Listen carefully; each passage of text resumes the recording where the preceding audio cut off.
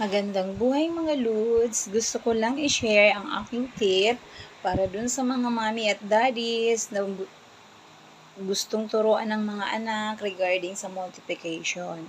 So, ang unang tip ko mga mami, ipamemorize o recite ang multiplication table, not the skip counting method, but this way. Ganito po ha.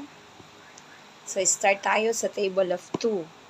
2, 1, 2. 2, 2, 4. 2, 3, 6. 2, 4, 8. 2, 5, 10. 2, 6, 12. 2, 7, 14. 2, 8, 16. 2, 9, 18. 2, 10, 20. 3, 1, 3. 3, 2, 6. 3, 3, 9. 3, 4, 12. 3, 5, 15. 3, 6, 18. 3, 7, 21.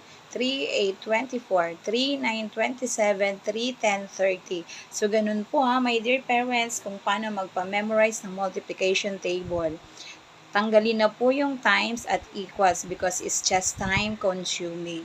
At hindi rin po pwede yung skip counting lang po. And then see to it na yung fingers nila ay ginagamit nila para hindi po sila ma-confuse. So I hope mga Lods na gustuhan nyo ang tip ni Ma'am Matinik para po yun sa inyong mga anak para hindi po sila mahirapan sa math, sa subject ng math. So thank you and